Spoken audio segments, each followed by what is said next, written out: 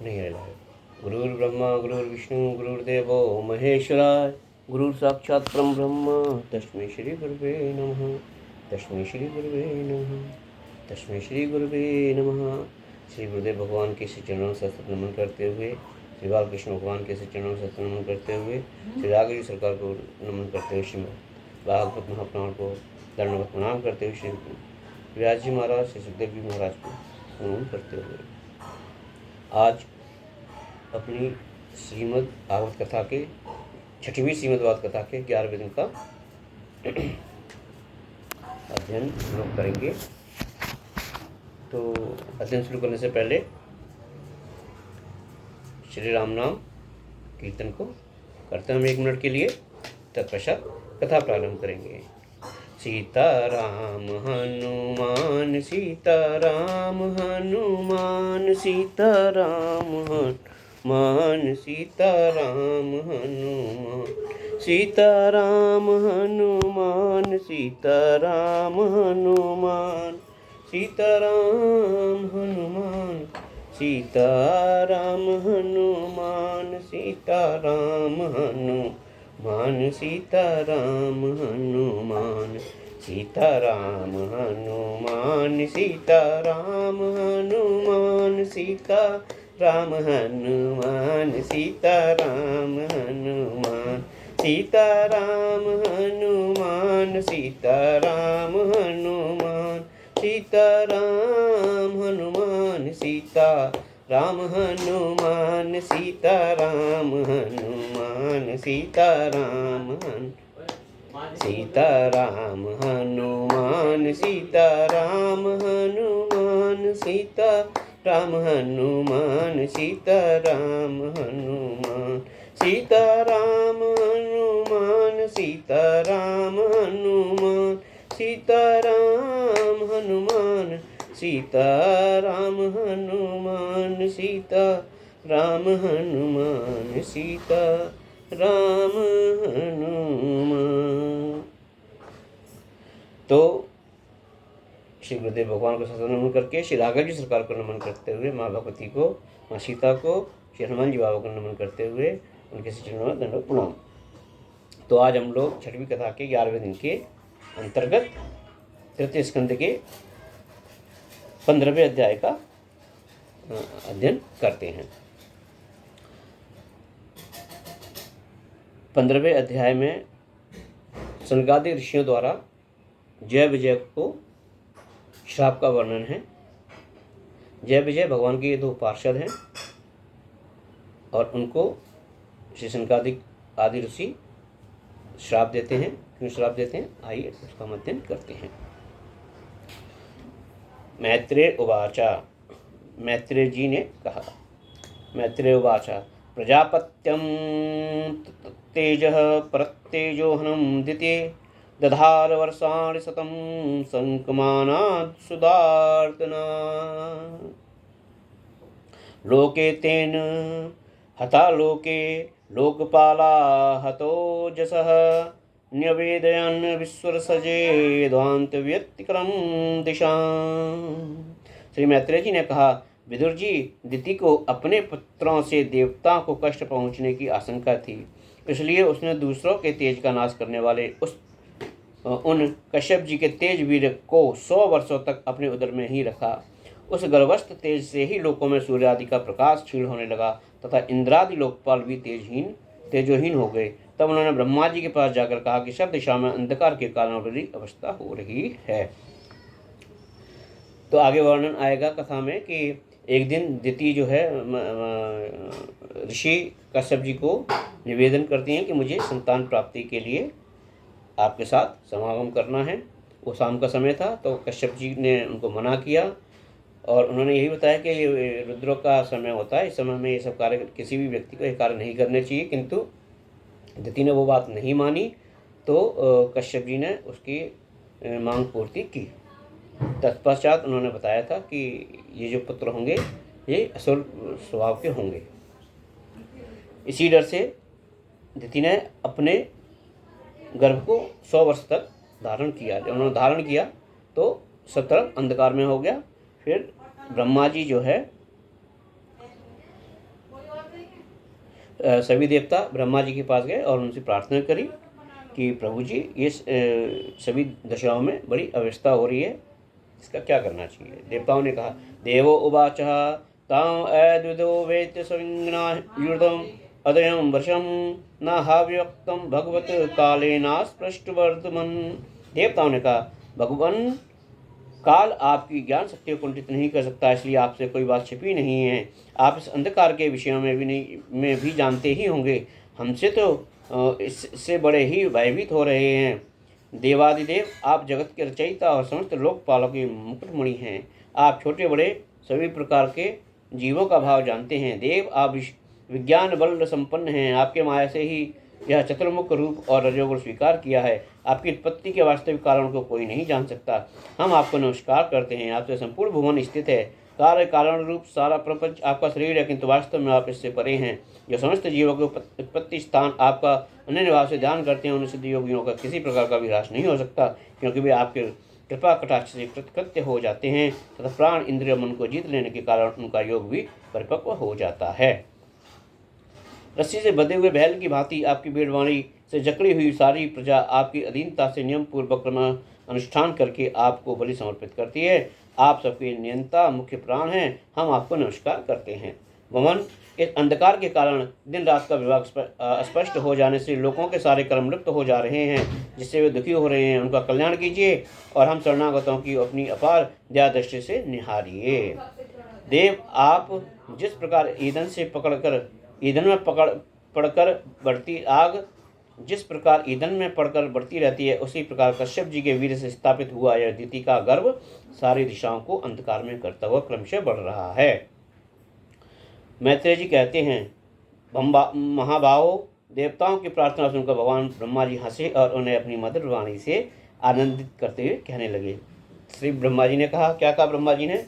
ब्रह्मोवाच मानसा में सुता युष्म पूर्वजा सनकादया चेर्विरहायशा लोकालोकेषु विगस्प्रहा त एकदा भगवतो वैकुंठश्यामलात्मनः यदुर्वैकुंठनिलयं सर्वलोकन नमस्कृतम्।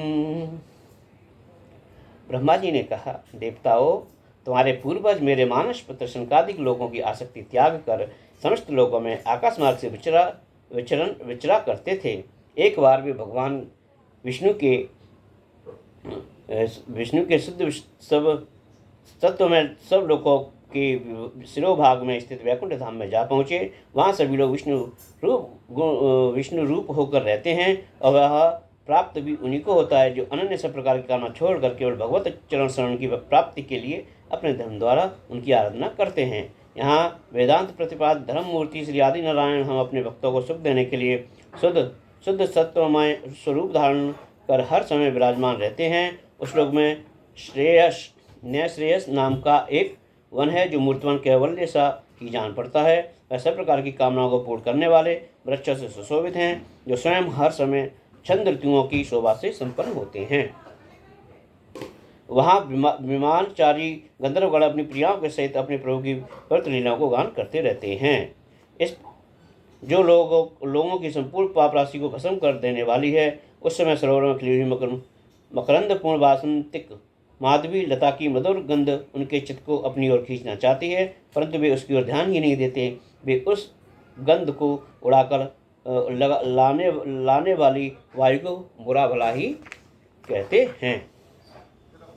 जिस समय ब्रह्मराज ऊंचे स्वर से गुंजार करते हुए मानो हरि कथा का गान करते हैं, उस समय थोड़ी देर के लिए कबूतर, कोयल, सारस, चकवे, पपीहे, हंस, तोते, तीतर और मोरों का कोलाहल बंद हो जाता है। मानो वे कीर्तानंद में बेसुध हो जाते हैं। श्री हरि तुलसी से अपने श्री विग्रह को सजाते हैं और तुलसी की गंध का ही अधिक आदर करते हैं। यह देखकर वहाँ के मंदार, कुंद, कुर्बक, तिलक वृक्ष, उत्पल, रात्रि में खिलने वाले कमल, चंपक, अर्ण, पुन्ना, नाग, केसर, बकुल, मौलश्री, अम्बुज, दिन में खिलने वाले कमल और प्रजात आदि पुष्प सुगंधयुक्त होने पर भी तुलसी का ही तप अधिक मानते हैं। यार वह लोग वैदूर्य, मरकत, मणि, पन्नी और सुवर्ण के विमान से भरा हुआ है। सब किसी कर्म फल से नहीं बल्कि एकमात्र श्री हरि के पद्मों की वंदना करने से ही प्राप्त होता है। उन विमान पर चढ़े हुए कृष्ण पात्र भगवत भक्तों के चित्त में बड़े बड़े नितंबों वाली सुमुखी सुंदरियां भी अपनी मंद मुस्कान एवं मनोहर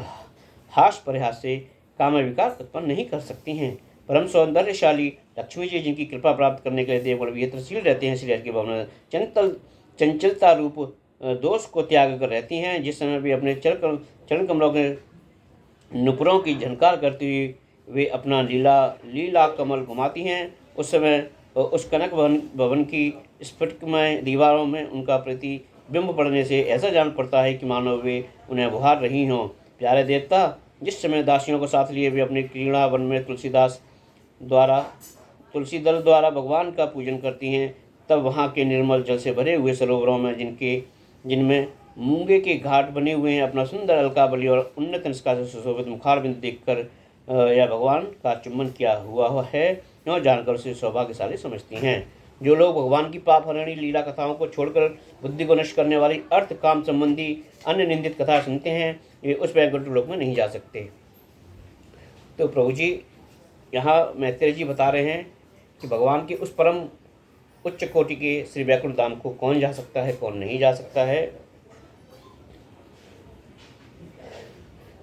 जो सर्वदा श्री हरि के चरणों का स्मरण करते हैं, जो सदैव श्री ठाकुर जी पे आश्रित हैं, जिनका चिंतन सिर्फ और सिर्फ ठाकुर जी के श्री चरण हैं, वे ही उस दिव्य लोक में जा सकते हैं। और जिनके हृदय में भक्ति भाव नहीं है, ठाकुर जी से प्रेम नहीं है, जिनको ठाकुर जी के गान पसंद नहीं है, और जो इस भौतिक जीवन को ही अपना जीवन आधार मानते हैं, इस भौतिक जीवन को ही केवल अपना सुख मानते हैं, यहाँ के भोग को ही अपना सब कुछ समझते हैं, ऐसे लोग कभी भी वैकुंठ लोक में नहीं जा सकते, क्योंकि वो बहुत दिव्य लोक है। वहाँ वे सब भगवान के पार्षद के तरीके से ही रहते हैं, भगवान उनको बहुत प्रेम स्नेह करते हैं। इसलिए भगवान को वही लोग पसंद हैं जिनके हृदय निर्मल हों, निश्चल हों, निष्कपट हों। तो भगवान जी को बार बार हम यही कहते हैं, भगवान जी को क्या पसंद है? भगवान जी को पसंद है निर्मल मन मोहि भावा। भगवान जी को क्या भाता है? निर्मल मन। छल कपट छिद्र मोहि न सुहावा। और जो छल छिद्र वाले होते हैं, कपट वाले होते हैं, वो ठाकुर जी को नहीं सुहाते हैं। तो वैकुंठ लोक में ऐसे ही लोग जाते हैं।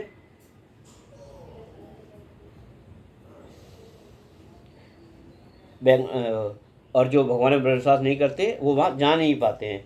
तब ये उनके जब वे अभागे लोग इन सारहीन बातों को सुनते हैं, तभी उनके पुण्यों को नष्ट कर उन्हें आश्रयहीन और नरक में डाल देती हैं। आहा, इस मनुष्य योनि की बड़ी महिमा है, हम देवलोग भी उसकी चाह करते हैं। इसी में तत्व ज्ञान धर्म की प्राप्ति हो सकती है। इसे पाकर भी जो लोग भगवान की आराधना नहीं करते, वे वास्तव में उनकी सर्वत्र फैली हुई माया से मोहित हैं। देवता लोग भी चाहते हैं कि हम लोग मृत्यु लोक में जाएं और मानव शरीर को प्राप्त करें, लेकिन जो मानवीय लोग हैं वो इस महत्व को नहीं जानते, इसलिए वे सिर्फ माया के वशीभूत होकर भगवान से विमुख रहते हैं, भगवान का स्मरण नहीं करते, भगवान पे आश्रित नहीं है, भगवान पे आत्मसमर्पण नहीं करते हैं। तो जब भगवान पे आप आश्रित नहीं रहोगे, भगवान को आप समर्पण नहीं करोगे, तो भगवान कभी भी आपको स्वीकार नहीं करेंगे। तो भगवान के हृदय में, भगवान उनके हृदय में ही रहते हैं जो पूर्णतः भगवान पे आश्रित है, समर्पित है। जैसे एक बालक होता है 6 महीने का, 1 साल का, जब 1 साल का बालक होता है, 2 साल का बालक होता है, तो माँ उसके पीछे पीछे दौड़ती है ना, कि बालक अग्नि को हाथ न लगा दे, बालक कहीं गिर न जाए, बालक कोई अपना नुकसान न करे। उसी तरीके से हम सभी प्राणी जब ठाकुर जी पे समर्पित हो जाते हैं, उनके शरणागति ले लेते हैं और अपना सब कुछ हम ठाकुर जी को मान लेते हैं, तो उसी तरीके से ठाकुर जी भी हमारे आगे पीछे घूमते हैं कि ये बालक हमारा कहीं इधर उधर भटक न जाए। और वही बालक जब 10 साल का हो जाता है तो माँ उतना ख्याल नहीं रखती, उसको पता है कि आग, ये जानता है कि अग्नि से जल जाएगा, उनको पता है अगर ये यहाँ पे छलांग मारेगा तो गिर जाएगा, गिरेगा तो उसको चोट लगेगी, तो इसलिए माता उसका ख्याल नहीं रखती है। उसी तरीके से जब हम भगवान का आश्रय छोड़कर अपने ज्ञान बुद्धि के द्वारा आगे बढ़ना चालू करते हैं, तो ठाकुर जी समझ जाते हैं कि इसको मेरी आवश्यकता नहीं है और ये ज्ञानवान है, ये अपना ख्याल खुद ही रख लेगा। तो हम सबको एक बालक की भांति ठाकुर जी पे समर्पित होना चाहिए, आश्रित होना चाहिए। अगर हम उन पे आश्रित नहीं है, समर्पित नहीं है, तो फिर ठाकुर जी भी हमें उतना प्रेम भाव नहीं करेंगे और हमारे को उस तरीके से देखभाल नहीं करेंगे जैसे एक माँ छोटे से बालक की देखभाल 24 घंटे करती है, 365 दिन के हर पल हर लम्हा करती है और उसका बड़ा चिंतन रहता है उस माँ को, है ना, कि मेरे बालक ने खाया नहीं खाया। उसी तरीके से हमें ठाकुर जी को भी बड़ा चिंतन होता है कि मेरा दास है, इसको कोई दुख नहीं होना चाहिए, इसको कोई गलत रास्ते में नहीं जाना चाहिए, कोई इसको परेशान उत्पीड़न करने वाले ना हो, इसलिए ठाकुर जी सदैव उसके आगे पीछे रहते हैं। जब आपके हृदय में भगवान की स्मृति आती है और भगवान को आप समर्पित हो जाते हैं और हर पल आप जब ठाकुर जी का स्मरण करते हैं, उनकी कथाओं पे गुणगान करते हैं, उनका संकीर्तन करते हैं, तो ठाकुर जी भी बड़े प्रेममय आनंदमय होकर आपके साथ में चलते फिरते हैं, आपसे बातें करते हैं। और जब आपका भगवान से प्रेम हो जाता है तो भगवान भी आपके बिना नहीं रह सकते। जैसे एक माँ अपने छोटे बालक के बिना नहीं रह सकती, गौ अपने बछड़े के बिना नहीं रह सकती है, उसी तरीके से भगवान जी अपने दास के बिना, अपने भक्त के बिना नहीं रह सकते हैं। आइए कथा को आगे बढ़ाते हैं।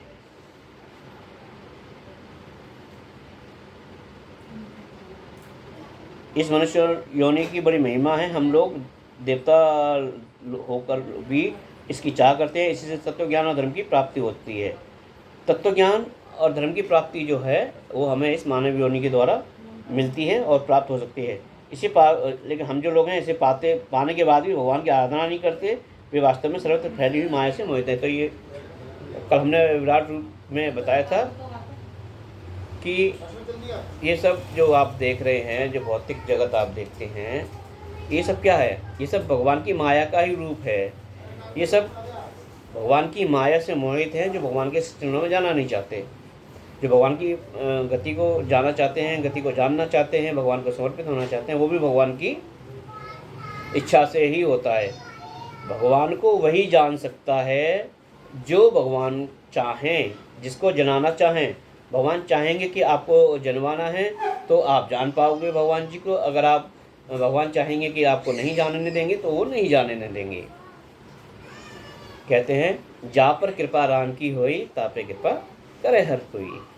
तो हम सभी को श्री राघव जी सरकार के शरणों में शरणागति प्राप्त करनी चाहिए, ठाकुर जी के श्री चरणों में शरणागति प्राप्त करनी चाहिए। हमारे जो तन है ये केवल धन के लिए नहीं है। हमारे तन में जो विराजमान ईश्वर हैं, आत्मा स्वरूप हमारे आत्माराम प्रभु हैं, उनसे हमारे परमात्मा स्वरूप से मिलन करवाना है। जिस तरीके से साधुजन कहते हैं, जिस तरीके से आपके इस भौतिक शरीर की पुष्टि के लिए बढ़िया बढ़िया भोजन होना चाहिए, हाइजीनिक भोजन होना चाहिए, पौष्टिक आहार होना चाहिए आपके लिए, है ना, उसी तरीके से हमारे हृदय में जो विराजमान श्री आत्माराम हैं, आत्मा अंश है भगवान जी के, उसको क्या चाहिए? उसको चाहिए भगवान का संकीर्तन, उसको चाहिए भगवान की कथाएं, उसको चाहिए भगवान की सेवा। जब हम यह सब काम करते हैं तो हमारी आत्मा बड़ी प्रसन्न होती है और धीमे धीमे हमारे मन को निर्मल करते हुए हम परमात्मा की तरफ बढ़ने लगते हैं। तो इसलिए बंधुओं, आप हम सबको जो है ठाकुर जी के शरणागत होना अति आवश्यक है और ठाकुर जी पर दृढ़ विश्वास रखना बहुत ज़रूरी है हमारा। अगर हम ठाकुर जी पर दृढ़ विश्वास नहीं रखेंगे तो हमारे लिए बहुत मुश्किलें हो जाएंगी। इसलिए भगवान जी को आप सब समर्पित हुइए, ठाकुर जी पर आप समर्पित हुइए, क्योंकि ठाकुर जी के समर्पण के बिना हम लोग कुछ भी नहीं हैं। सब कुछ ठाकुर जी का ही दिया हुआ है और ठाकुर जी को ही प्राप्त होने वाला है। इस तरीके से आज की कथा को यहीं विराम देते हैं। कल पुनः हम सब फिर मिलेंगे और इस अध्ययन कार्य को आगे बढ़ाएंगे। समापन से पहले वही दिन प्रतिदिन की भांति एक बार श्री राधा नाम संकीर्तन के तत्पश्चात इसको विराम करेंगे। राधा राधा राधा श्री राधा राधा राधा राधा राधा राधा राधा राधा श्री राधा राधा श्री राधा राधा राधा राधा श्री राधा राधा राधा ओ राधा राधा राधा राधा राधा राधा राधा राधा राधा श्री राधा राधा राधा राधा राधा राधा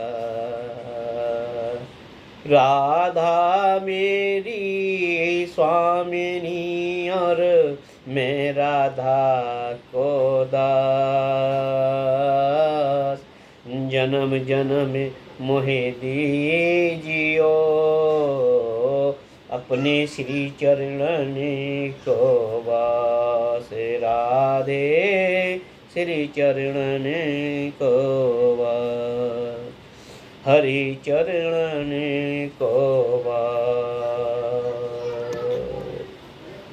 बोलो राधा रानी सरकार की जय। एक सेकंड। तो आज की कथा समापन यही, आज का यही विश्राम दिवस है हमारा। और पुनः हम सब मिलेंगे। आप सबसे वही एक विनम्र निवेदन, आओ अब लौट चलें आध्यात्म की ओर। एक नाम आधार बनाएं और अपने जीवन को सफल बनाएं। एक समाज श्रेष्ठ समाज की स्थापना करें। जय जय श्री राधे। गुरुदेव भगवान की जय। गुरुदेव भगवान की जय। बांके बिहारी लाल सरकार की जय। जय श्री राधे। जय जय श्री राधे। जय जय श्री राधे।